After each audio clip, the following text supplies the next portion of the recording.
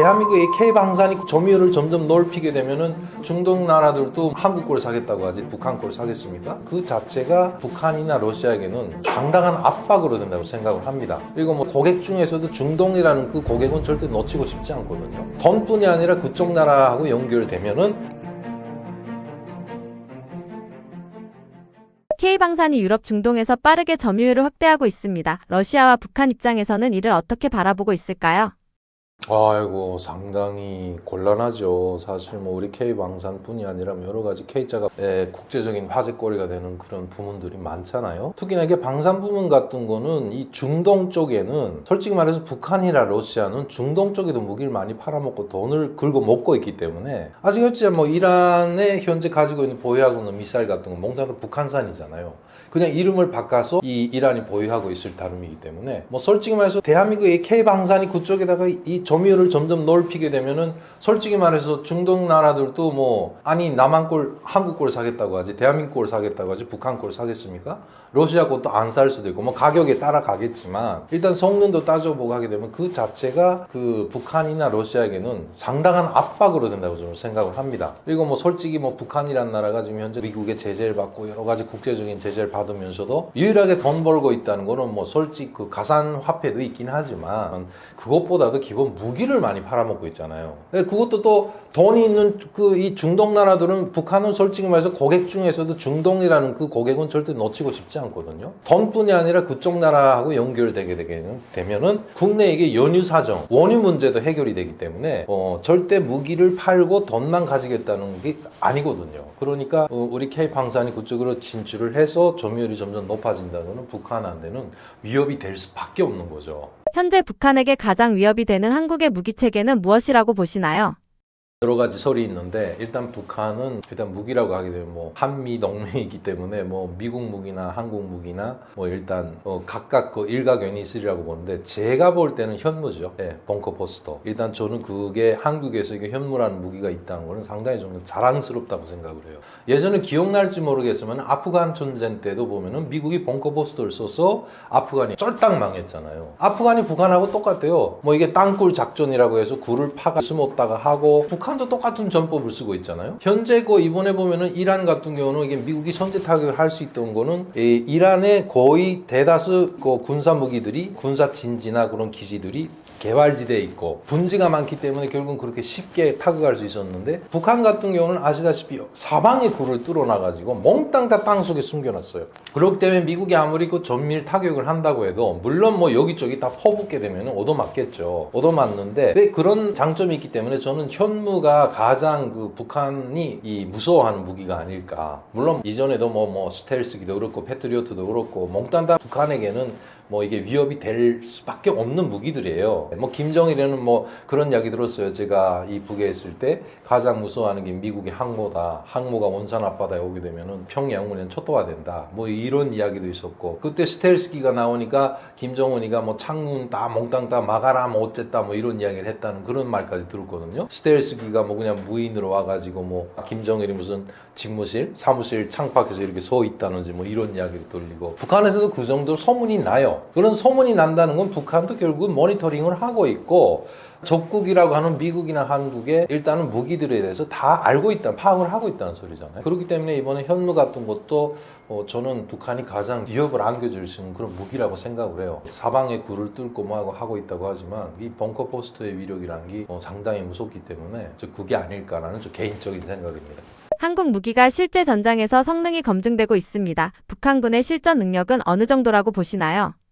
일단은 뭐 이번에 이란 전쟁에서도 이란이 미사일 쐈잖아요. 거기 북한 거라고 생각을 하시면 되세요. 그렇기 때문에 실전 능력은 있는 거죠. 근데 제가 듣기로는 이 북한의 미사일 발사 체계가 분리되어 있다는 이야기를 들었어요. 그러니까 다시 말해서 미사일 동체를 관리하는 부대가 따로 있고 그 다음에 발사대 DEL이라고 하는 발사대를 관리하는 부대가 따로 있고 이런 식으로 분산을 시켜놨다고 해요. 그건 김정은에게 직접적인 위협을 가할 수 있기 때문에 일개 부대에다가 모든 권한을 안 줬다는 이야기가 있거든요. 있거든요. 근데 북한 같은 경우는 만약에 이란에 무기를 팔았다, 북한 미사일 팔았다 하게 되면 뭐 이란은 뭐 그냥 전기고 뭐이고 그냥 그 구애되는 게 없기 때문에 바로바로 쏠 수가 있잖아요. 근데 북한 같은 경우는 일단 북한이 현재 보유하고 있는 미사일들이 발사 자체가 그 성능도 그렇지만은 그거 성능보다도 발사 여러 가지 그런 재원들, 미사일을 발사하는 그런 제반 조건들이 제대로 안 돼 있다는 게 문제인 거죠. 전기, 그러니까 특히 연료, 조마할 수 있는 뭐 여러 가지 뭐 말하는 거 보니까 뭐 고체 연료인지 뭔지 저도 구체적인 건 모르지만은 뭐든 발사할 수 있는데, 그러니까 내가 듣기로는 미사일 부대에 있던 분한테 이야기를 들어봤는데 미사일 한 기를 발사하는데 한 달 내지 두 달이 걸린다 뭐 이런 이야기도 있거든요. 그리고 뭐 현재 뭐 김정은이가 이번에도 그렇잖아요. 뭐 이미 전에 22년도에 뭐 자기네가 핵을 가지고 핵을 쓸 수 있는 그런 조건 네 가지 뭐 해가지고 뭐 자기네가 위협이라고 생각하게 되면 핵으로 선제 타격을 한다 어쨌다 뭐라고 하는데, 실제로 뭐 EMP 같은 거 한번 교란을 시켜가지고 하게 되면은 북한이 과연 미사일 한 발이라도 쏠 수 있을까? 뭐 순항 미사일이라든가 SRBM이라든가 단거리 그런 그 미사일이라든가 이런 것들. 예, 그렇기 때문에 저는 이게 북한의 실용성이 있냐 없냐 놓고 볼 때 전혀 실용성이 없는 건 아니지만은 제때 적기에 과연 이게 쓸 수 있을까라는 그런 우려가 있어요. 만약에 써야 된다는 뭐이가 터졌다 하게 되면 바로바로 대응을 할 수 있냐 할 때 바로바로 대응을 못 하지 않을까라는 그런 생각이 듭니다. 뭐 재래식 무기야 많죠. 뭐 이미 전에 뭐 북한이 가지고 있는 이게 예전에 구소련 때 쓰던 무기들, 예, 포화력 같은 것도 뭐 일단 뭐 후방부대 이 상당히 이번에도 보는 김정은이가 그 전방부대 군단장들 다 만났잖아요. 이쪽 끝으로부터 이야기하게 되면 황해도 4군단, 황해남도 4군단, 황해북도 2군단, 그 다음에 강원도 2군단 이 몽탕 다 만나가지고 뭐 이 사단장들한테 그냥 뭐 일단은 이쪽에 남한을 견제해가지고 이제는 두 개 국가론으로 해서 한국에서의 침략을 막는다 뭐 이라 해서 견제를 하고 있는데, 그건 어디까지나 우리가 북한이 지금 한미 군사 합동훈련을 할 때마다 그냥 견제하면서 뭔가 이게 액션을 취했던 그 일환이라고 볼 수 있는데, 아무튼 간에 뭐 그렇죠. 아무리 두 개 국가론이라고 해놔도 지금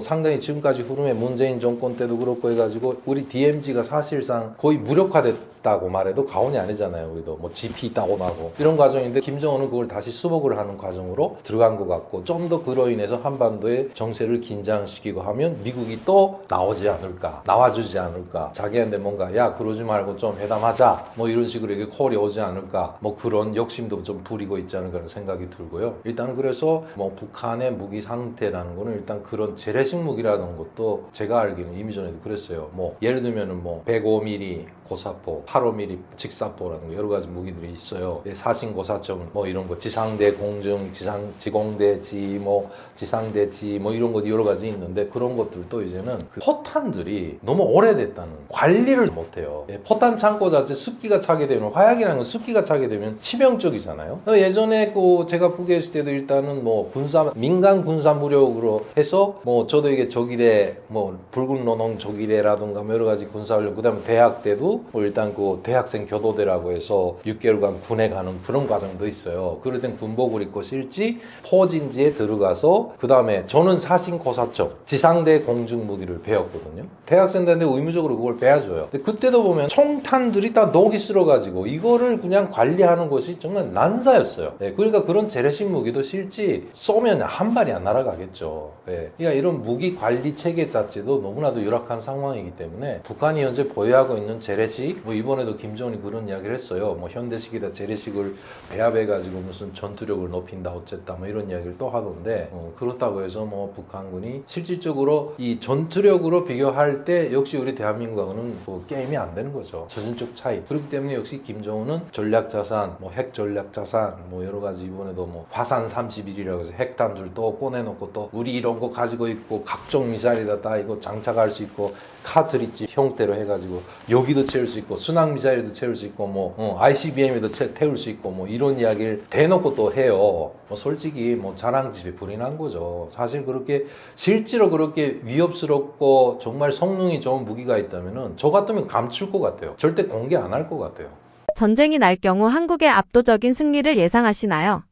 저는 당연히. 그러니까 일단은 그래서 김정은이가 여차하면 핵을 쏘겠다는 건데 사실 저는 그것도 좀 이번에도 무슨 뭐 구성이라는 곳에 뭐 우리 그 통일부 장관 뭐라는 분이 또 이야기를 해요. 구성에도 뭐 핵 시설이 있었다 어쨌다 뭐 이게 또 논란이 돼가지고 나왔던데 북한이 뭐 구성뿐이 아니에요. 연변도 그렇고 그 평안북도나 자강도 이게 산강지대는 그런 곳이 많아요. 예, 우리가 모를 따름이지. 그리고 일단 그런 그 핵시설이라고 하는 일단은 뭐 거기서 우라늄을 하든 플루토늄을 만들든 뭐하든 하지만 제 생각에는 일단 과연 우리가 알고 있는 만큼 북한이 현재 뭐 농축 우라늄이 됐든 뭐 플루토늄이 됐든 뭐가 됐든 보유하고 있는 그런 핵탄두들이 과연 진짜 그만한 양이 있을까라고 좀 의심을 하고 싶어요, 한번.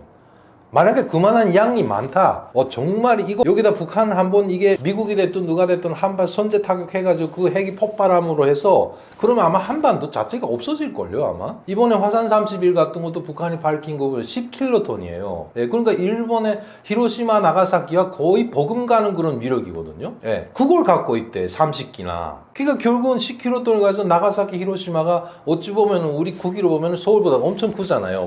서울 크기 정도 될 거예요, 아마 히로시마도 그 나가사키도 그렇고. 예, 그러니까 크기 10개 도시가 다 날아난다고 하면 우리 한반도는 뭐 완전히 그 초토화 되고 말아요. 과연 그만한 걸 안고 김정은이가 발편잠을 잘 수 있을까라는 그런 생각도 해보고요. 일단 그만한 그 핵을 보유하고 있다. 그럼 그것도 핵 같은 것도 아무데나 그냥 동그렁하게 그냥 내놓고 밖에다 방치할 수는 없는 거잖아요. 철저하게 그 오염을 막기 위해서라도 관리를 잘해야 되는데, 예, 그래서 땅속에다 자꾸 박아놓은 것 같아요. 그러니까 뭐 저는 일단은 북한이 보유하고 있다는 그 핵들이 과연 거기 빈 껍데기가 아닐까, 우리가 생각하는 것만큼 그만한 양을 정말 가지고 있을까, 예, 그런 의심을 좀 한번 하고 싶어요. 자꾸 내보이는 거는 자랑일 뿐이지 허세일 뿐이지 정말로 무서운 사람들은 내가 잘해, 싸움을 잘해라는 거를 표현을 안 하잖아요. 저는 그렇게 생각을 해요, 김정은은.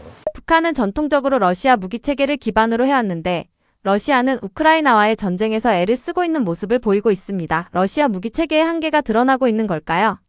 일단은 뭐 전쟁이라는 게 아무리 무기 체계가 여러 가지 무기 체계를 가지고 그 성능이 좋고 뭐 여러 가지 종류가 많다고 해도 장기전이 되게 되면은 역시 한계점이 오는 거잖아요. 뭐 미사일도 보유하고 있던 미사일도 이번에 러시아도 보니까 뭐 통계적으로 나온 거 보니까 상당한 수를 썼다고 하는데 이번에 미국도 그렇잖아요. 엄청 많은 그 미사일 날렸더라고요, 보니까. 뭐 몇백인가 뭐 숫자를 까먹었는데 보니까 그 정도로 장기전을 하게 되면 미국은 꽤 단시일 안에도 그만큼 썼는데 우크라이나 러시아의 경우는 결국 미사일을 얼마나 많이 쏟겠어요. 그러니까 한계점에 와도 과언이 아니라고 생각을 해요. 그러니까 북한은 계속 갖다 날라다가 미사일 같은 거 쓰고 있는 것 같은 느낌이 드는데 일단 그러니까 러시아도 지금 한계가 왔다고 저는 생각을 해요. 그렇다 해서 핵을 쓰겠습니까? 못 쓰죠, 핵은. 네. 핵을 쓰는 순간 뭐 역시 갓들 거라고 생각을 해요. 뭐 많은 그 대국들이 지금 현재 핵무기를 보유하고 있지만 사실 써도 안 되고 그 다음에 핵무기라는 어디까지나 위협이 끝나야지 그걸 실지 전쟁에서 쓴다는 거는 그거는 정말 용납이 안 되는 일이라고 저는 생각을 합니다. 뭐 일단 그러니까 뭐 저도 군사 전문가가 아니기 때문에 러시아의 무기 체계가 어느 정도인지 모르지만 솔직히 그래도 미국과 버금가는 정도로 아마 공개를 안 했을 따름이지 미국도 뭐 중국이나 미국 자체도 우리가 허들어 볼 나라가 아니라고 저는 생각을 해요. 결국 K방산의 성공은 단순 경제적 이익뿐만 아니라 안보 지정학적으로 중요한 의미라고 봐도 될까요? 그렇죠. 당연히 그렇죠. 일단은 뭐 중동 쪽에 그리고 K방산 진출, 그 다음에 그쪽으로 해서 뭐 여러 가지 그쪽에 퍼져가면서 점유율을 차지한다는 뭐 지정학적으로도 역시 같죠. 솔직히 그 모든 나라들이 연유가 가장 원유 문제가 심각하잖아요. 지금 뭐 대한민국도 역시 같잖아요. 뭐 결국은 전쟁 터짐으로 해가지고 뭐 휘발유 경유가 천정부지로 올라가고 있는데 이런 것 때문에 상당히 그 나라가 아프지, 이게 사실은. 주민들도 아프고 일단 나라의 경제가 휘청이는 건 사실이기 때문에 일단 우리 K방산이 앞으로 이란 쪽에 좀 더 깊이 좀 진출을 해서 뭐 K방산 이란 중동뿐이 아니라 뭐 유럽 쪽이라든가 뭐 좀 많이 좀 확대돼 가지고 우리 국력이 좀 더 강해지고 돈도 좀 많이 벌었으면 좋겠어요. 미국 입장에서 K방산의 수출 증대는 어떤 의미일까요? 미국도 뭐 솔직히 이번에 보니까 아직까지도 무기 재고가 너무 많아가지고 논란이 됐던 것 같기도 한데 너무 보유한 게 많다. 일단 그걸 유지하는 것도 상당한 돈이 들고 있는데 일단 K방산이 좀 확대돼가지고 결국 그 수출을 통해 가지고 대한민국이 돈을 많이 번다고 해서 미국이 싫어할 건 아니지 않을까요? 뭐 많이 벌게 되면 미국도 그만큼 솔직히 그 좀 군사동맹 관계에서 자꾸 돈 내라고 하잖아요. 예, 그러니까 그런 것도 저도 이미 전에 어떤 군사 전문가분한테 이야기 들어보니까 이 KF 전투기동가요? 그리고 가지고 있는 전투기 같은 거는 한 번 이렇게 이륙을 했다가 내리게 되면 그걸 또 오키나와인지 일본에 있는 미군 기지에 가져가서 다시 정비를 해야 되는데 그 액수가 한 번 이게 떴다가 내리게 되면 1억을 내야 된다 이런 이야기를 많이 들었거든요. 그러니까 그만큼 우리 국방비 지출이 많은 거 많은 사실이잖아요. 그러니까 이걸 유지하기 위해서도 일단 우리 K방사 전공은 필수적이라고 생각을 하고 일단 돈을 많이 벌면 좋지 않을까. 그리고 저도 일단 개인적인 생각이지만 많이 놀랐어요. 우리도 결국 우리가 대한민국의 이게 국방력이라는 것도 상당하고 사실은 우린 자유민주주의 국가로서 일단은 군사 독재 국가가 아니잖아요. 그러니까 군사 부분에 대해서 상당히 티를 안 냈을 따름이지 하게 되면은 정말 미국이나 다른 나라 못지않게 그 K 방산산업 쪽에서도 상당한 잠재력을 가지고 있구나 걸 이건 알게 되는 것 같아요. 러시아가 북한의 종합병원을 착공했습니다. 한층 더 견고한 동맹의 모습을 보여주고 있는 것 같은데요. 현재 북러 관계는 정확히 어떤 상황인가요? 일단 이게 북러 관계는 지금 현재 단계별로 진행이 되고 있지 않나 하는 생각이에요. 일단 이번에 저도 깜짝 놀랐거든요. 일단 예전부터 그 우크라이나 러시아 전쟁에 파병을 보내고 여러 가지 과정이 있었는데 최근에 보게 되면은 러시아 아동들 다시 말해서 학생들도 평양에 와서 방문도 하고 그다음에 여러 가지 소수이지만은 북한에 드나드는 관광객들이 많아져서 이게 도대체 뭘 하려고 하나 이런 생각을 하고 있었는데 이번에 보니까 갈마지구에다 병원을 세운다. 이 자체는 결국 갈마지구를 북한이 야심차게 앞으로 이 관광산업을 통해서 좀 돈을 벌어보자. 그래가지고 김정은이 첫째 자리에 놓고 이게 갈마 관광지구를 놓고 이게 돈을 벌어보려 하잖아요. 네, 아마 거기에서 일부 지분을 주지 않았을까라는 생각이에요. 네, 예측일진 모르겠지만은 일단 그곳에 병원을 차린다는 거는 그만큼 수용 능력에 따르는 병원 크기가 있을 거잖아요. 네, 보게 되면 규모가 상당히 큰 병원을 건설하는 것 같아요. 현재 북한 그 내의 국력을 가지고는 지금 현재 거기다가 또 병원을 다시 짓고 뭐하고 하느니 차라리 너 지분을 줄게 여기다 건설을 해라. 그 다음에 병원을 운영해서 아마 거기서 자리세를 받든 여러 가지 그런 방법이 있겠죠. 네, 그런 식으로 해서 러시아와 좀 더 보다 군사적인 관계가 아니라 경제적인 부분에서도 좀 더 친밀해지고 있지 않을까라는 생각이고 역시 그런 걸 보면은 김정은이는 파병을 하고 러시아 우크라이나 전쟁에 자기도 숟가락을 얹은 것 때문에 값을 단단히 받아내려고 하고 있자. 그래서 저는 그렇게 예측을 합니다. 북한의 포탄 공급 정황을 보고 이 정도면 사실상 우크라이나 전쟁의 간접 참전이라는 분석도 있습니다. 군사협력은 얼마나 진행된 걸까요? 일단은 이번에 러시아 우크라이나 전쟁에 북한이 참여도 한마디로 말해서 참전 퍼센테이지를 보게 되면은 저는 북한은 전력을 다 했다고 생각을 해요. 일단 북한에서 생산하는 포탄, 다시 말해서 포탄도 여러 가지가 있는데 실내 들어서 이게 단거리 미사일들 있잖아요. 이런 단거리 무기들은 결국은 재원이 다 러시아란 말이죠. 그러나 러시아가 언제 그걸 계속 생산을 할 수도 없는 거고 북한에 넘겨준 그 재원을 가지고 다시 미사일이라든가 포탄이라든가 여러 가지 무기를 솔직히 말해서 북한 무기를 거기 가져가서 재래식 무기를 가지고 얼마나 활용을 할 수 있겠습니까? 그냥 돌아다니다가 그 드론에도 얻어맞는 수준인데 그러나 일단 러시아도 장기간의 전쟁을 통해서 역시 무기라든가 폭탄이라든가 화약이라든가 여러 가지 이런 쪽은 부족할 수도 있잖아요. 그에 대한 충당을 북한이 했으리라고 봐요. 예, 그렇기 때문에 북한은 이번에 그 인력 지원뿐이 아니라 무기도 이자처럼 재래식 무기일 수 있겠지만은 이 포탄이라든가 총알 솔직히 AK 같은 거는 공통이잖아요. 아시겠지만은 북한이 말하는 자동포총이라는 거는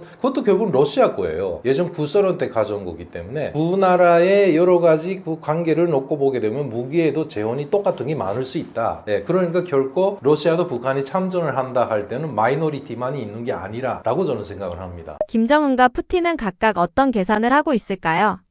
일단은 지금 둘 다 궁지에 몰렸죠. 한마디로 말해서 러시아도 아무리 대국이고 뭐고 하지만은 이 전쟁이 장기화되게 되면은 솔직히 말해서 인명 피해뿐이 아니라 경제적으로는 보나 모든 면에서 피해가 크잖아요. 특히 전쟁이라게 되면 우리가 다 아시겠지만은 죄 없는 국민들이 계속 희생이 되는 것이 가장 안타까운 일이잖아요. 네, 그런 거를 어떻게 감안을 해서 권력을 쥔 자가 어느 정도로 국정 운영을 해 나가냐 하는 과정인데 푸틴 자체도 같습니다. 이게 북한이 굳이 도와주지 않아도 되지 않을까라는 그런 이야기를 하시는 분도 있는데, 제가 볼 때는 북한이 도와줌으로 해서 푸틴 자체도 뭐 군이 와서 그냥 도와주겠다고 하는데 그게 결코 러시아 우크라이나 전쟁에 마이너스는 되지 않았을 것이다. 예, 보탬은 됐기 때문에 푸틴 입장에서는 이 김정은을 활용을 하는 거죠, 한마디로 말해서. 그리고 또 김정은 입장에서는 러시아하고 떨어져서는 못 사는 관계입니다. 예, 한마디로 말해서 뭐 군사, 기술, 경제, 결국 이게 러시아 우크라이나 전쟁을 통해서 자기가 헌신을 보여줌으로 해서 장차 러시아에서 여러 가지 분야의 그 지원을 끌어당기자고 하는 것이 김정은의 속내라고 보이거든요. 특히나 지금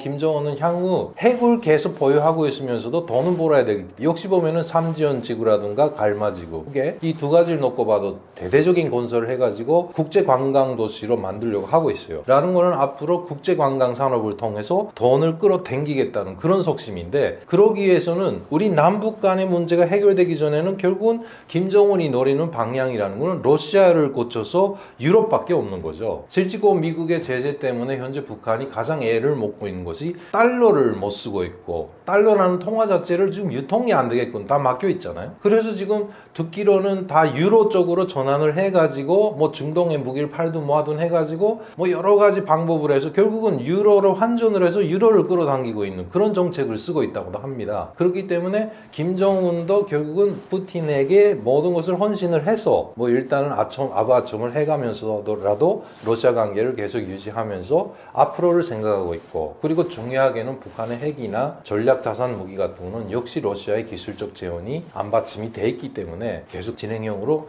이끌어 나갈 수 있고, 러시아 자체도 똑같죠. 북한을 어찌 보면은 미국을 견제할 수 있는 전초성 역할로 일단 쓰고 있지 않을까, 각자가 이런 생각을 하고 있다라는 느낌입니다. 현 상황에서 북러 관계에 위기가 올 가능성은 없을까요? 일단 항상 보면 러시아하고 북한 관계라는 거는 일단 중국이라는 변수가 있어요. 중국 때문에 역시 그 중국과 러시아가 그렇게 사이가 좋은 나라가 아니잖아요. 그러나 그 짬바구니에 결국 북한이 있어요. 북한이 있는데 러시아는 그렇다고 해서 북한을 어루만지거나 그 다음에 적극적으로 도와주진 않아요.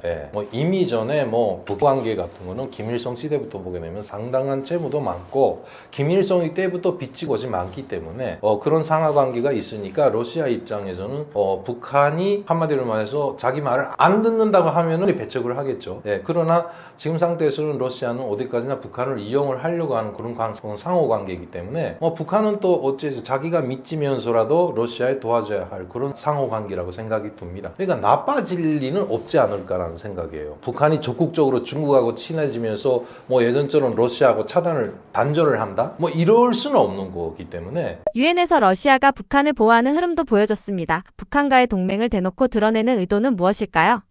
이건 보게 되면 뭐 중국이나 러시아나 북한이나 뭐 이번에 이란도 같지만은 그 공동전선이라는 이야기를 쓰면서 반미 공동전선이라는 공통점이 있잖아요. 결국은 미국과의 대립구도를 만들어 나가는 나라들인 거예요. 중국도 그렇고 러시아도 그렇고. 그렇기 때문에 그게 작은 나라지만은 북한까지 그게 동조를 하고 있으니까 당연히 북한을 자기네가 압력을 가해서 북한을 똑같이 때린다는 거는 그거는 미국을 도와주는 거랑 똑같은 인식이잖아요. 그래서 아마 유엔에서도 이번에 상임이사국인 중국이나 러시아는 북한 쪽의 편을 들어준 그런 모습을 보였다고 저는 생각을 합니다. 둘의 관계를 대놓고 드러내도 아무 문제가 없다는 판단이었을까요?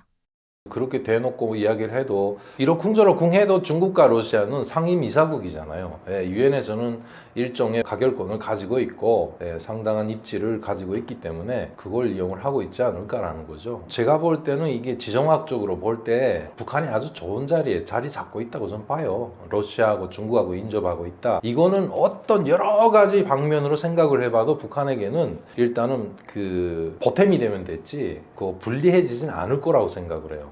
앞으로 북러 관계는 어떻게 변화할 것으로 보시나요?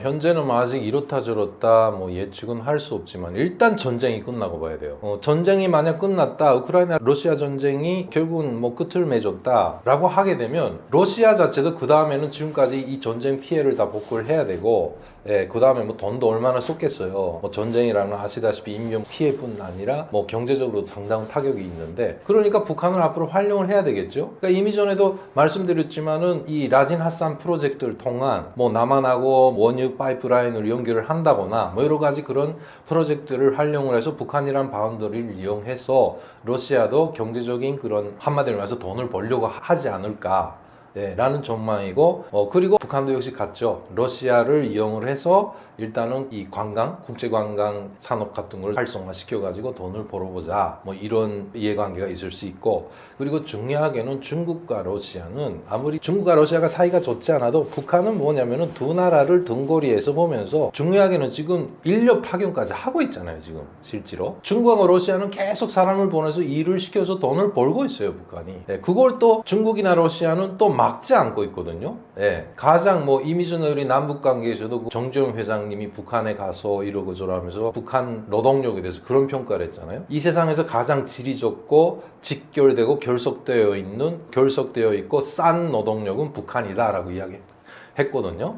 그만큼 북한은 뭐 인건비가 싸잖아요. 질이 좋아요. 또 일은 잘하니까 그런 관계가 있기 때문에 앞으로 북러 관계는 아마 전쟁이 끝난 다음에 봐야 되겠지만 일단 전쟁이 끝나게 되면은 나쁘게는 번지지 않을 거라고 생각을 해요. 북러 관계의 밀착이 강해지는 것이 남북 관계에는 악재만 된다고 보시나요?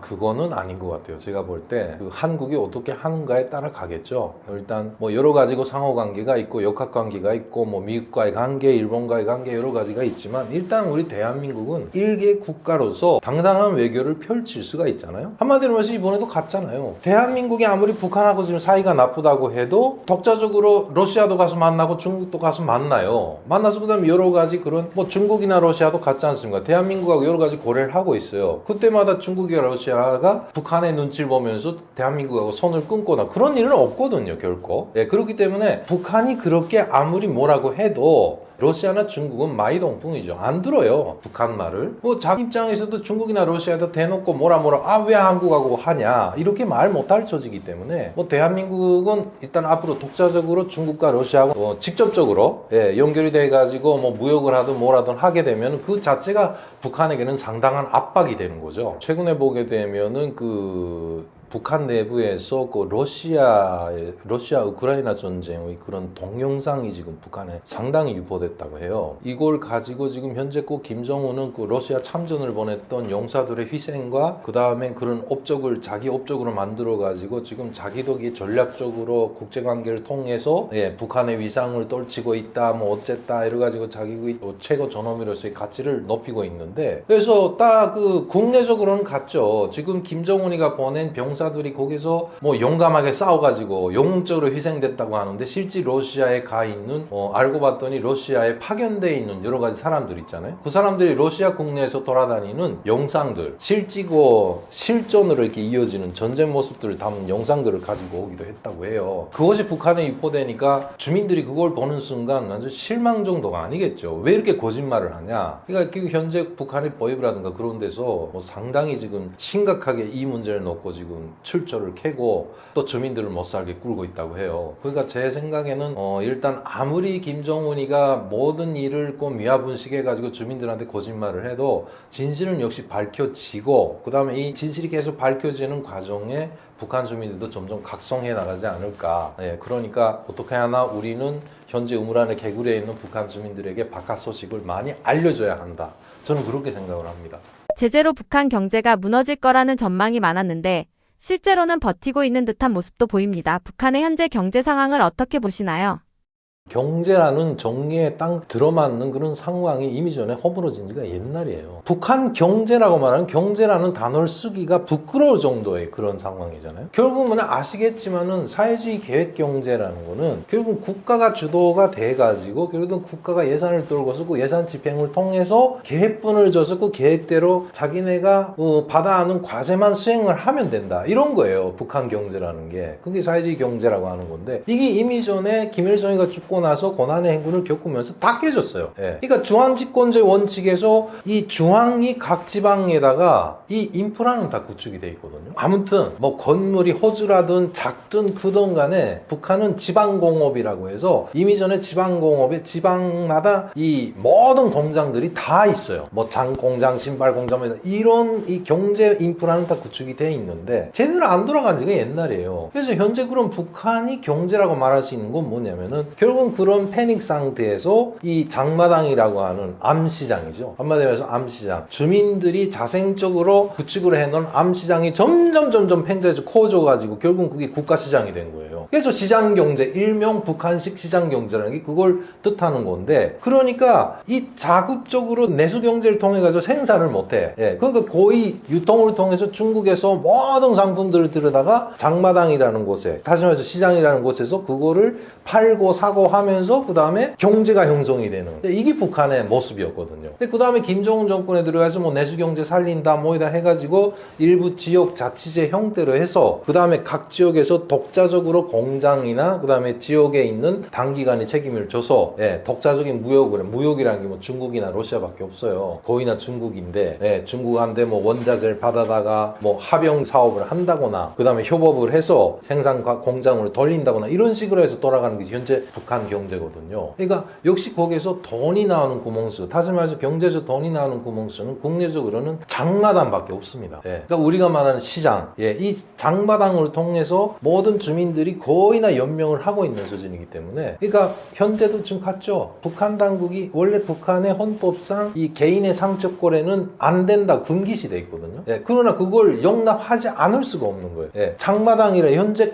북한 전역에 퍼져 있는 시장이라는 이 바운다리를 다 북한이 인위적으로 다 없앴다. 그러면 다시 기아가 오고 집단 화사 사태가 또 벌어지고, 그리고 최근 보게 되면은 뭐 이제 99년도, 막 90년대죠. 90년대 뭐 몇백만이 굶어 죽은 그 아픔을 겪은 북한 주민들이잖아요. 그 사이에 세대가 바뀌고 뭐하고 해가지고 결국은 아무리 철통같이 막아도 막을 수가 없어서 그 틈새를 통해서 뭐 K-팝도 들어오고 뭐 K-문화도 여러 가지 외부 소식들 다 들어와서 그걸 인지한 북한 주민들이에요. 아마 이번에 다시 그 고난의 행군과 같은 집단 화사 사태가 일어났다 하게 되면 뭐 내 생각인데 아마 들고 일어나지 않을까라는 생각이 들어요. 예. 그러니까 일단 그건 예측을 할 수 없지만 지금 현재 북한 경제라는 거는 결국은 부익부 빈익빈이 상당히 심해졌고, 그 시장 활동도 똑같죠. 그러니까 그런 시장에는 제한된 그런 제한된 그런 구역에서만 장사를 하는데 미천이 많은 사람은 그만큼 많이 벌게 돼 있고, 미천이 없는 사람은 아무리 아둥바둥해야 벌지 못해요. 그러니까 북한이 그래서 지금 보세요. 보면은 뭐 금연제도,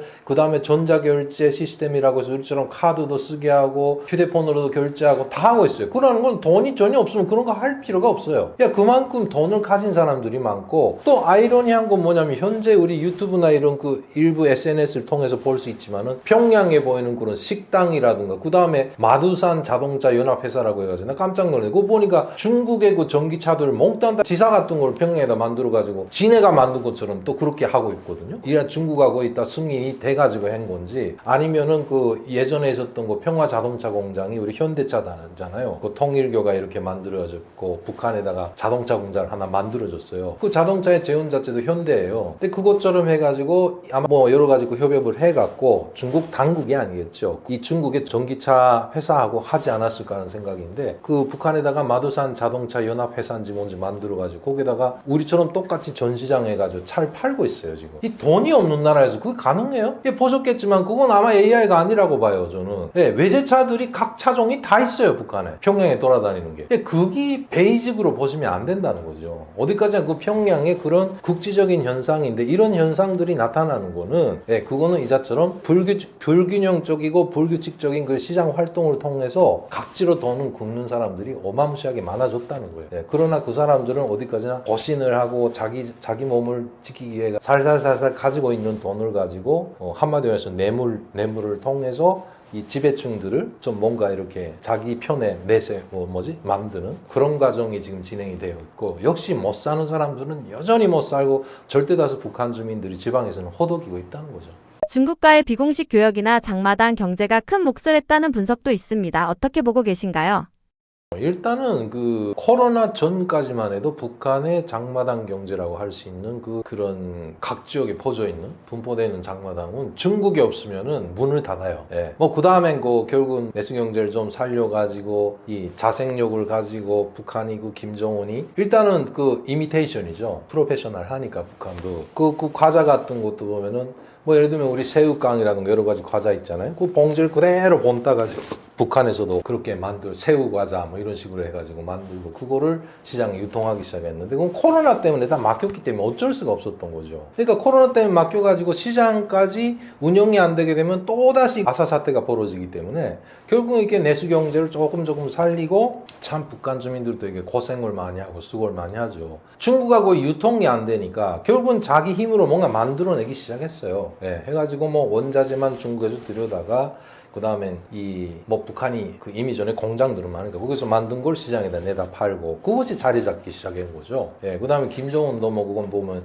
뭐 신발 만들어라 뭐하라 해가지고 아무리 제재를 국내 내수 경제를 살리게 해가지고 뭐 여러 가지 여기 왔다 갔다 하기도 했던데 중국은 그 다음에 결국은 그렇게 해서 완전히 중국하고 끊기나 했더니 끊길래야 끊을 수가 없는 게 그거예요. 그러니까 결국은 두만강, 압록강, 삼천리 구간이라고 하는데 이게 중국하고 맞닿아 있어요. 북한이. 동북 삼성인데 거의. 그러니까 동북 삼성 사람들은 역으로 북한 시장을 이용을 해서 돈을 벌고 있는 사람이 상당히 많다는 거죠. 예, 물론 개인이지만 뭐 이게 중국의 개인이라고 하지만 북한에서는 그 사람들도 이 바이어들인 거예요. 개인 장사꾼이지만은 돈도 그만큼 갖고 그 사람들이 북한에 물건을 내보내고 역으로 북한에서 여러 가지 그런 자원들 뭐 많아요. 뭐 자시라든가 약초라든가 무슨 개구리라든가 해삼이라든가 별의별 걸 다 가져가거든요. 보따리 장사로. 예, 그런 거에서 돈 버는 사람들이 있기 때문에 뭐 중국하고의 이런 밀착된 그런 밀수 관계가 끊어지게 되면은 북한이 또 혼돈이 오죠. 아직까지도 장마당뿐이 아니라 이 북중 간의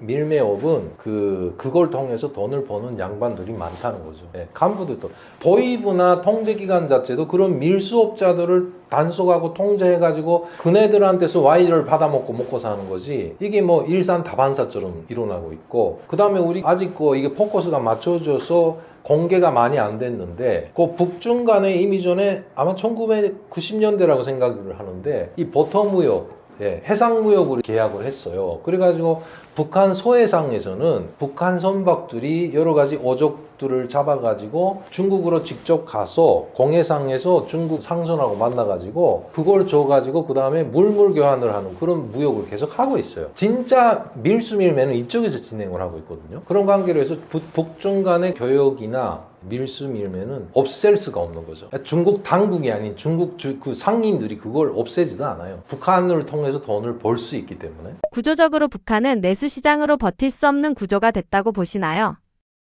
조금 자리를 잡았죠. 그 과정에 결국 뭐냐면은 지금까지는 중국 상품을 들여다가 유통을 시켰다면 이제 자국 상품을 많이 만들어 가지고 시장 점유를 했어요, 지금. 네. 그러다 보니까 뭐 질이 좋든 나쁘든 간에 일단 북한에도 각종이 다 생겼고, 뭐 이런 상품이 다양화되고, 그 다음에 질도 좀 올라가고 했더라고요. 근데 그것만 가지고 뭐냐면은 그건 극부적으로 그 내수 경제 현재 뭐 좀 돌아간다고 하는 내수 경제 가지고 북한 주민들 2,400만을 충족시킬 수가 없어요. 그러니까 그 평파성은 어쩔 수 없는 거죠. 그러니까 북한의 모습 하게 되면 한마디로 말해서 평양의 모습이에요. 대놓고 공개하고 뭐 어쩌고저쩌고 하는 건 그건 다 극부적으로 평양에서만 벌어졌던 일들을 다 북한이 보이고 있는 거지 거기 북한 전체를 말하는 것이 아니거든요. 그러니까 뭐 정말 현혹되지 말길 바래요. 어떤 분들은 평양의 모습만 보고 북한이 잘 산다 이러지 말았으면 좋겠고 지방은 여전히 정말 하늘과 땅 차이거든요. 그러니까 이 내수 경제 가지고 버틴다는 것도 평양만 버티지 결국은 지방은 여전히 아직도 전량 세대가 있고 아사자가 나타나고 뭐 이렇다고 해요.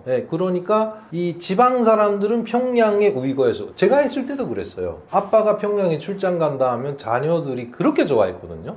왜 그냥 그때 당시 70년대 80년대도 아빠가 평양에 출장을 가면 평양 시내에서는 빵집에서 빵을 팔았어요. 그래서 평양빵이라 근데 그 평양빵이라는 카스테라도 있었고 우리처럼 메론빵 같은 거, 서버로 같은 거 이게 비슷한 그런 빵들 이런 것들이 평양에서는 시중에서 팔고 있었거든. 그러면 지방 사람들이 그걸 가서 1인이 들어가서 하는데도 한 10그릇씩 돼요. 10그릇 사가지고 한 그릇만 자기가 먹고 나머지 9그릇은 이 종이에다 싸가지고 그걸 배낭에다 넣고 지역에 가져와서 집에 데려와서 애들한테 먹이고. 그러니까 아빠가 평양 갔다 왔다면 딱 마치 우리 외국 여행 갔다 와서 부모님한테 선물 사지 애들한테 선물 주는 것처럼 그런 느낌이었던 거죠. 그 정도로 차이가 심해요. 근데 여전히 그건 똑같아요. 일부 그 유통 과정이 예전과 같지 않아서 좀 활발해져서 평양 상품들을 지방에다 내보내는데, 일단 문제가 뭐냐면 평양 시장에서 팔고 있던 가격을 가지고 지방에서 내다 팔면 안 팔려. 비싼 거예요. 그러니까 지방 사람들 수준에서는 그 가격이 맞지가 않아요. 이해되시죠? 네. 예를 들면 우리 뭐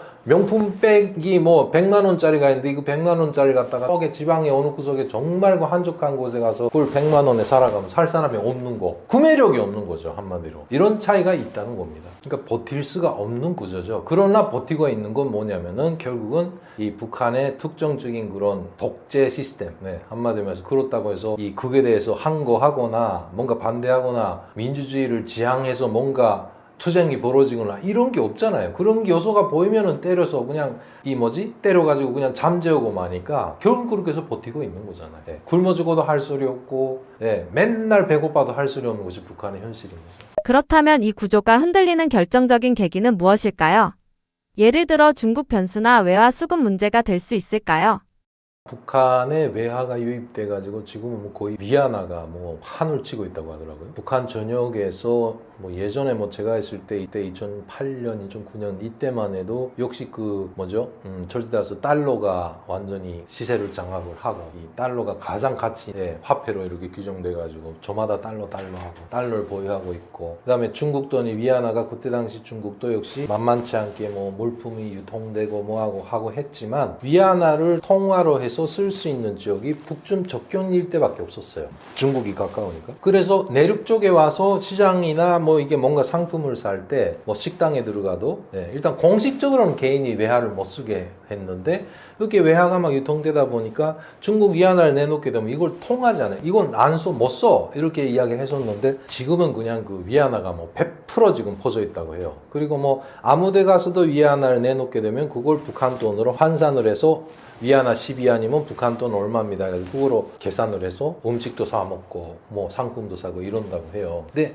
이런 구조들이 결국은 한마디로 말해서 중국 위안화나 달러나 엔화가 북한이 많이 들어갔다고 해서 북한이 망할까요? 절대 망하지 않는 거죠. 네, 이미 전 사람들은 자국 내 통화에 대한 기대치가 없어진 지가 옛날이거든요. 한마디로 해서 북대기라고 해요. 북대기. 북한 돈은, 네, 가치가 없기 때문에. 그러니까 이 돈 있는 사람들은 몽땅 다 예금을 은행권에다 예금하는 것도 일단 제한적이고, 북한은 그런 짓을 했다간 어느 순간에 다 띄울지 모르기 때문에 몽땅 다 중국 위안화 아니면은 달러나 엔화로 바꿔가지고 그거를 어디다 사상을 하거나 감춰놓거나 이렇게 하고 있기 때문에, 결국은 이 북한의 현재 사회 구조를 결정적으로 흔들 수 있는 계기라는 거는 역시 제재를 좀 또 강화해서 일단 중국에다가 압력을 가해서 북한에 못 들어가게 해야 되는데, 누가 해요? 이거를 못 해요. 중국 당국도 알겠습니다 하겠습니다 해도 그 압록강, 두만강, 삼천리 구간의 개인적인 상거래, 밀수밀매 거래를 막을 수가 없는 거죠. 일단 그래서 중국도 그쪽에다가 그 북중 접견 지역에다가 군대도 풀고 하고 해서 좀 일종의 완충지대로 이렇게 막 하고 있지만은, 그러니까 이런 걸 막을 수가 없기 때문에, 그리고 북한에서 여러 가지 상품을 들여와야지만 이 동북 삼선 쪽에서도 어느 정도 이익이 나니 거의 폭리를 하고 벌고 있거든요, 중국 사람들이. 네, 그러니까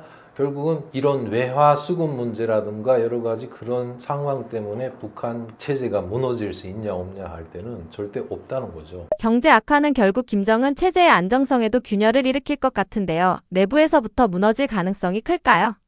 일단 경제 악화가 점점 심해져도 북한 체제는 그냥 전립합니다. 김정은이는 안 죽어요. 다시 뭐 이미 전에처럼 집단적으로 뭐 정말 다수의 그냥 아사다가, 상상을 초월하는 아사자가 나오고 뭐하고 해서 패닉 상태가 오기 전에는, 근데 이젠 북한 주민들이 한번 그 아픔을 겪었기 때문에 그때와 또 시대적인 차이도 있고 하니까 이젠 대처를 한 거예요. 다신 그런 일이 안 일어날 것 같고, 일단 그래 만약 아사자가 많이 생겼다고 해도 국부적으로 막 이렇게 분산돼서 그런 일들이 비일비재하게 일어나지 뭐 옛날 같지는 않다고 봐요. 그러니까 이거를 북한 정권의 군간을 흔드는 그런 이유가 될 수가 없고, 그 다음에 김정은 자체는 결국 뭡니까? 그거가 허물어뜨릴 수 있는 그런 결정적인 요인이 뭘까요? 하면 저도 답을 못해요. 뭐 일단 진짜 어느 나라가 됐든 선제 타격을 해가지고, 미국이 선제 타격해가지고 이번에 이란처럼 뭐 이렇게 해서 죽이든가, 일단은 뭐 백두혈통이네 뭐네 하는 것이 없어지게 되면 그 다음에 어떻게 될지 두고 봐야 될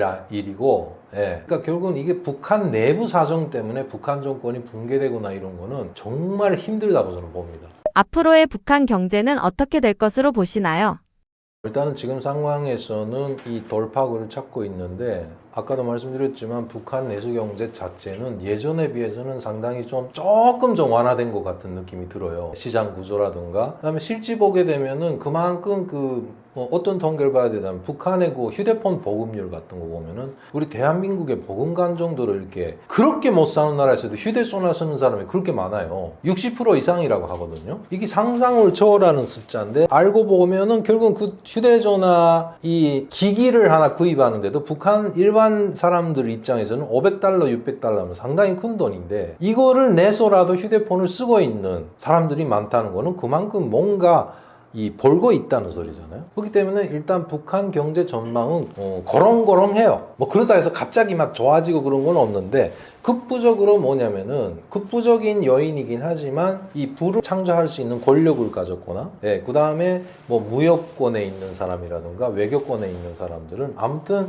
이 북한 자국 내에서 돈 버는 것보다도 해외에서 돈 버는 게 많아요. 그러니까 다시 말해서 해외에서 번 돈을 들여와서 그 다음에 해외에서 물건을 가져와서 북한의 내부에서 팔고 그다음에 북한 내부에서도 우리랑 똑같은 거죠. 동해 바다에 가서 수산물들을 사다가 그냥 옮기는데 결국은 차를 갖고 있는 사람은 그만큼 많이 벌게 돼 있는 거잖아요. 그러니까 그래서 결국은 돈이 있는 사람들이 있기 때문에 그러니까 이 사람들이 동향이 어떻게 흘러가는가 하는 거죠. 근데 일단 돈이 있는 사람들은 그만큼 북한에서는 자기 몸을 지키기 위한 너무 돈이 있다는 티 냈다가는 또 얻어맞고 하니까 그래서 일단 북한 경제 전망은 일단 어둡죠. 한마디로 어두운데 이 어두운 그 전망을 어떻게 깰 수가 있냐라는 그 문제 제기를 했을 때 결국은 이 외부에서의 그런 결정적인 요인이 있어야 된다는 거예요. 뭐 이번 이란 사태도 그렇고 여러 가지 있지만은 선제 타격을 한다거나 국부 타격을 한다거나 아무튼 그 현재 최고 저놈이라는 양반이 없어진다.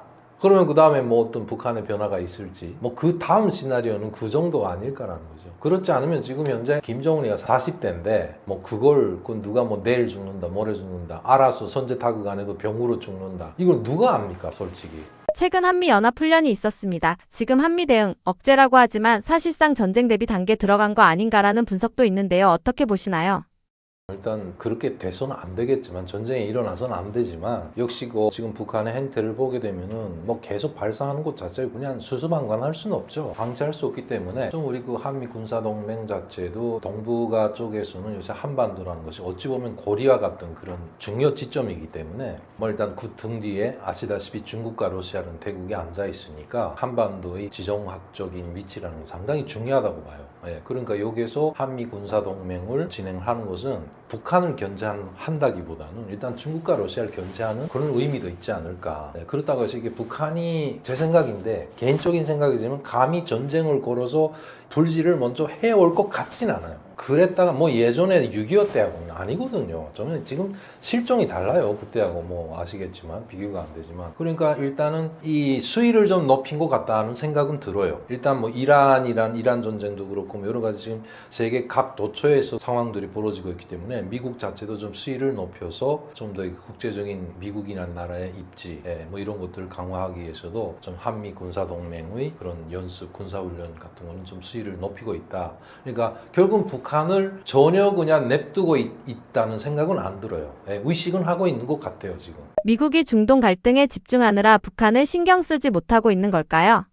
그렇겠죠. 근데 뭐 중동 문제도 그렇겠지만 솔직히 그 미국의 군사력이라는 거는 어찌 보면 이 무제한이라고 할까요? 무한대거든요. 한마디로. 그러니까 그리고 뭐 아시다시피 뭐 이게 이 동북아 쪽에는 뭐 일본도 그렇고 뭐 여러 가지 미군이 뭐 예전에 뭐 파람대도인가요? 아무튼간에 여러 가지 함대도 다 직결돼 있고 뭐 여러 가지 이 무력들이 다 중강이 돼 있는 상황이기 때문에 뭐 감히 여기서 뭐 이란처럼 뭔가 이 도발이 오고 전쟁이 일어날 그런 요소는 아직은 없다고 좀 생각을 해요. 뭐 이미 전에도 말씀드렸겠지만.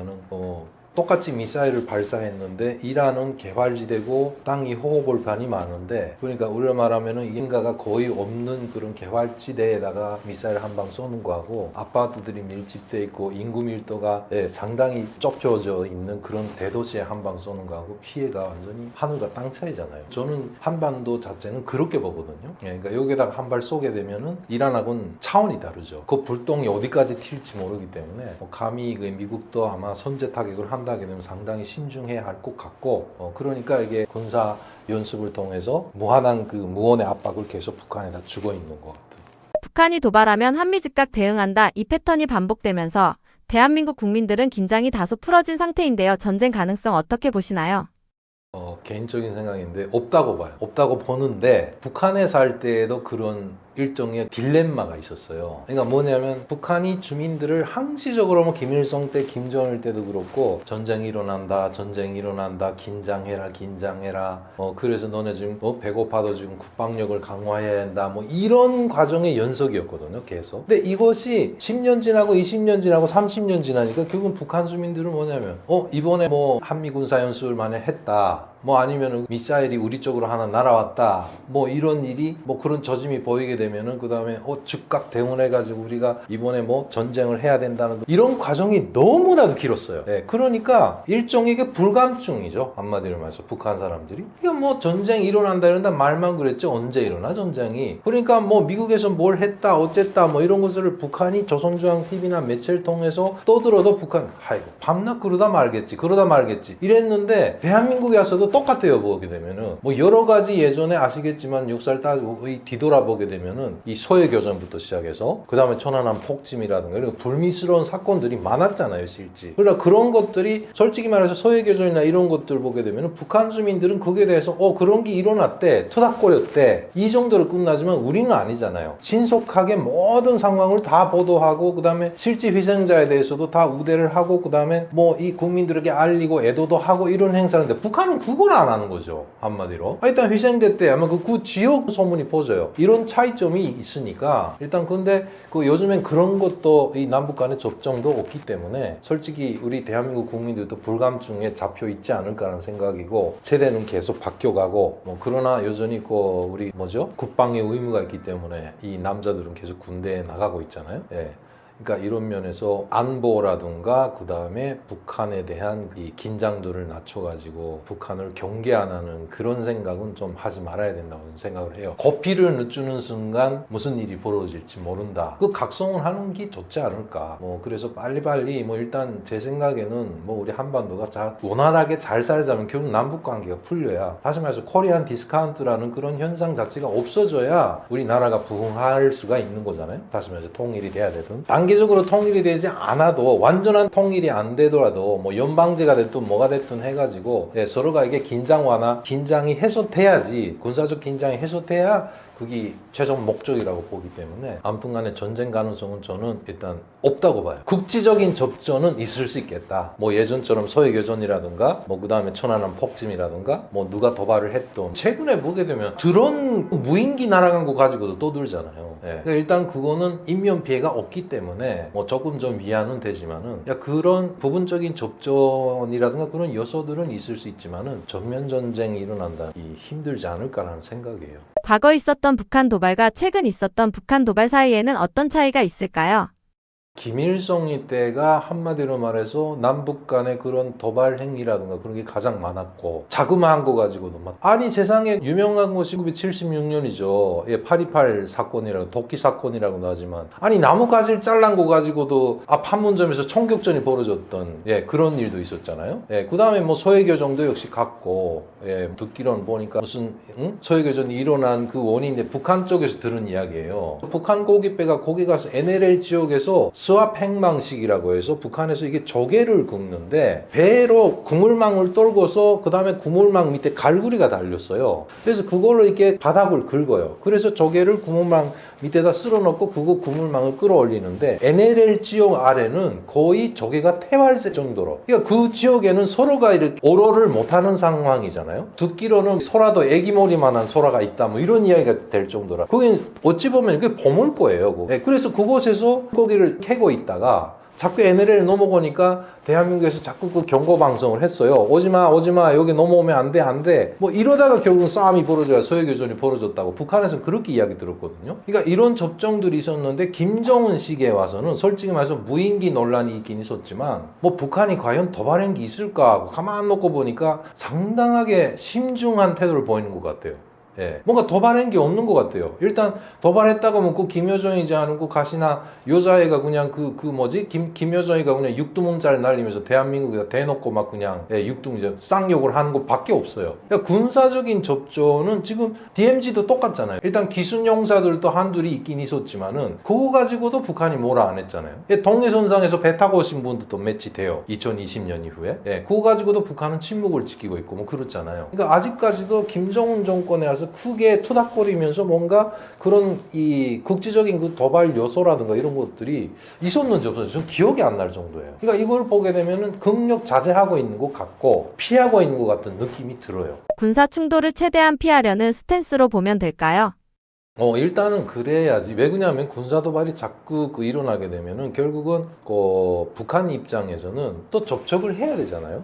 일단은 남북 간에 지금 현재 접촉을 해가지고 이야기를 해봤자 북한은 모든 면에서 불리해요. 한마디로 말해서 이 경제가 됐든 정치는 그냥 제쳐놓고 경제가 됐든 문화가 됐든 뭐가 됐든 접촉을 해서 말을 해봤자 북한은 아직까지도 뭐 기본도 테이크가 아니라 항상 손을 내미는 격이 돼야 되고 또 북한도 또 그렇게 알고 있고 항상 남북 관계에서 북한은 우위를 차지하고 위에서부터 아래로 내려보는 시선이거든요. 밤낮 아직도 이야기하잖아요. 뭐 전자권, 자기는 전자권이 있다고. 그걸 큰 보물이나 가진 것처럼. 그건 김일성, 김정일 때부터 그랬어요. 항상 보면은 자랑을 하면서 그냥 뭐 그건 이게 남북 간의 최고의 회담을 할 때도 뭐 김대중 갔을 때도 있고 노무현 갔을 때도 그렇고 항상 보면 정은이 김정일이 그렇게 자랑하는데 김정은도 똑같대요. 전자권 갖고. 그 사람 전자권 갖고 있으면 뭐래요? 실지? 자기네가 전쟁을 일으킬 수도 없는 거고. 그러니까 그런 상황에서 북한은 자꾸 이런 뭔가 문제를 일으키는 것 자체가 김정은 입장에서는 귀찮은 거죠, 한마디로. 저는 그렇게 생각을 해요.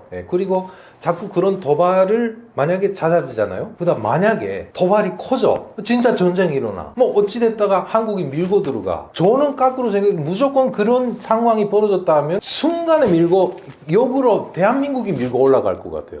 뭐 솔직히 우리는 뭐 국방력에 대한 건 상당수만이 다 비밀로 돼 있어가지고 모르잖아요. 우리가 뭐 알아요? 전방 군단에 탱크가 몇 대 있고 뭐 포가 얼마 있고 뭐 병력이 얼마 있다는 거 모르잖아요, 솔직히. 뭐 일부 군사 전문가들은 알지 몰라도 일반 주민들은 그런 거 모르고 있어요. 근데 만약에 전쟁이 꽝 터졌다, 밀고 나간 다음에 북한도 아니 밤나고 밥도 제대로 못 먹고 비딜비딜 해가지고 있는 북한군하고 우리처럼 일단은 비록 그 복무 기간이 짧긴 하지만은 요즘에는 체력으로 하는 게 아니라 몽땅 머리로 하는 거잖아요. 뭐 군사과학 기술 자체도 그 서해교전 때도 그런 이야기 들었어요. 실지고 서해교전에 참전이라가 북한의 같이 거기 말렸던 병사, 살아남았던 병사가 이야기하는 걸 보니까 서로 경비정이 맞대 가지고 이렇게 싸움을 하잖아요. 북한 경비정은 이 기관포를 돌리는데 수동으로 이렇게 해서 이렇게 돌리는데 대한민국은 사람이 없더래요. 갑판에 사람이 없는데 포가 자동차로 이렇게 막 돌아가더라고. 거기 이길 수가 없는 거죠. 서해교전에서 완전히 참패를 당했잖아요, 북한이. 그런 것의 차이죠. 그러니까 이것도 좀 역시 개인적인 생각인데 만약 그런 전쟁이 일어났다 하면은 역으로 뭐 예전에 김일성이가 우리 대한민국이 녹록고 있을 때 3일 만에 서울까지 밀고 들어온 것처럼 만약 그런 상황이 벌어졌다 하면은 아마 우리 대한민국 육군이 전반부대가 순간에 밀고 올라가지 않을까. 그걸 김정은이가 모를까요? 알아요. 그렇기 때문에 그런 접종이나 도발 행위 같은 것도 극력 피하고 있지 않을까라는 생각이에요. 중동 갈등이 북한에 미친 영향은 무엇일까요?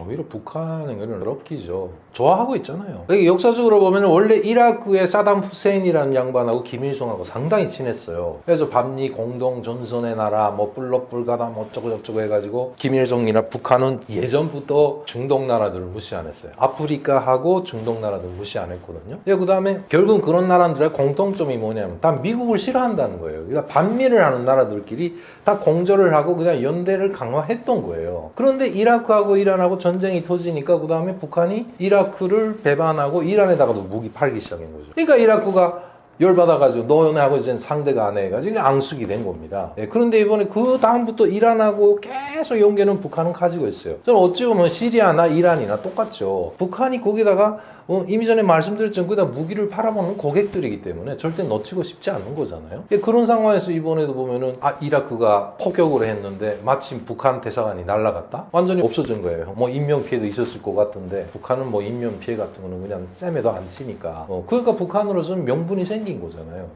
그래? 우리 얻어맞았다. 그러니까 최근에 보면은 5,000톤급 그 구축함, 최현호라고 이게 만든 거, 그걸 갖다가 국제해사기구에다가 등록을 했다. 뭐 이런 이야기가 들려오더라고요, 보니까. 국제해사기구라는 거는 뭐냐면은 세계적으로 이게 항해를 할 때 선박의 안전과 그 다음에 공해를 막는 그런 곳이라고 하는데, 거기다 최현호를 갖다가, 구축함을 갖다가, 그 최현호에서 순항미사일도 쐈고, SLBM도 쐈어요, 결국은. 처음에 그 건조하자마자 넘어지고 난리가 났던 사연도 많고 탈도 많았던 그 구축함인데 그걸 해사기구에다가 그 등록을 한다는 건 뭡니까? 나가겠다는 거잖아요 지금은. 밖에 내보내겠다는 거예요. 그러니까 호르무즈 해협 같은 것도 제 그 가상적인 시나리오지만은 만약에 이 호르무즈 해협에 대한 이 논란들이 지금 문제가 계속 지속된다? 그럼 북한도 당당히 거기다 우리 대사관이 있는데 뭐 이라네. 거기다가 최현호 구축함을 거기까지 갈지 안 갈지 거기까지 갈 연유가 있는지 없는지 모르겠지만은 거기다 내보내 보겠다는. 김정은인 지금 과대망상증이에요. 다 하겠다는 거예요 자기. 남들 하는 거는 다 바보는 남 따라 한다고. 그러니까 김주애에 대해서 저는 또 이게 왜 좀 자꾸 갈래가 갈리지는데 김주애의 후계자설을 계속 지금도 아직까지 말씀하시는 분들 보면 좀 답답한 거예요. 뭘 그렇게까지 쳐주고 하냐. 그러니까 트럼프가 그렇게 하니까 나도 한다는 거죠. 똑같이 자기네 핵보유국이라고 하잖아요 지금 북한은. 그러니까 핵은 미국이 100개 가졌어도 북한이 하나 가졌어도 핵보유국이에요 일단은. 자꾸 그거 남 따라 하는 거예요 지금. 일단 그 국제해사기구에서도 그 최현우라는 북한 구축함을 등록을 해줄지 안 해줄지 그거까지 언론에 안 났으니까 모르겠는데 벌써 그런 조짐들이 보인다는 거는 저는 그렇게 생각을 해요. 이번에 러시아 파병을 통해 가지고 김정은이가 그냥 극찬을 하면서 우리 그 전쟁 실전 경험이었던 북한군이 인민군대가 실전 경험을 얻었다고. 이거는 뭐 목숨을 걸고 전사자들이 얻어낸 그런 결실이다 뭐 이라 해가지고 이런 건 세계 군대들 중에서도 이런 경험을 얻은 군대가 없다네 뭐네 가지고 자랑을 해놨기 때문에 이 맞들은 거예요. 용병. 이 대국들보다 우리 대한민국 용병 제도가 있잖아요. 용병. 다른 나라에 그냥 내보내잖아요. 그게도 돈을 받아먹어. 그 맞들은 아마도 이번에 그 뭐죠? 북한도 아마 장차 후에 또 김정은이 또 남 따라 하다 보면은 북한군을 갖다 용병으로 또 다른 나라에 또 내보내지 않나 하는 그런 생각이 들더라고요. 지금은 트럼프가 북한을 전혀 신경 쓰지 못하고 있는 것 같은 느낌인데요. 갈등이 마무리되는 대로 김정은으로 타겟을 바꿀까요? 글쎄 그거는 아직 모르겠지만은 오늘도 보니까 또 뭐 트럼프 또 총격 사건이 일어나고 뭐하고 하는데 역시 중동은 뭐 저도 구체적인 모르겠지만은 좀 찔겨. 한마디로 뭐 쉽게 쿨하게 끝나든 이런 게 아닌 것 같아요. 아무래도 뭐 그쪽 나라라는 거는 뭐 먹고 살기는 좀 그리 바쁘지 않는 나라인 것 같기도 하고 지속적으로 지구전을 하든 뭘 하든 그러니까 서로 그냥 이 전쟁의 장기화를 놓고 뭐 휴전한데 뭐한데 끝낸데 하면서 이 서로 간을 보고 있는 것 같은 느낌이에요. 그러니까 트럼프 입장에서는 솔직히 지금 북한이 안중에 높겠죠. 한마디로 말해서. 뭐 그다음 뭐 한미 군사연맹을 통해서 이게 군사 연습 같은 거는 그건 관례 행사잖아요. 뭐 해마다 하고 있는 거니까 뭐 거기 트럼프가 이래라 저래라 할 건 없고 일단은 빨리 이란 문제부터 빨리 끝내야지.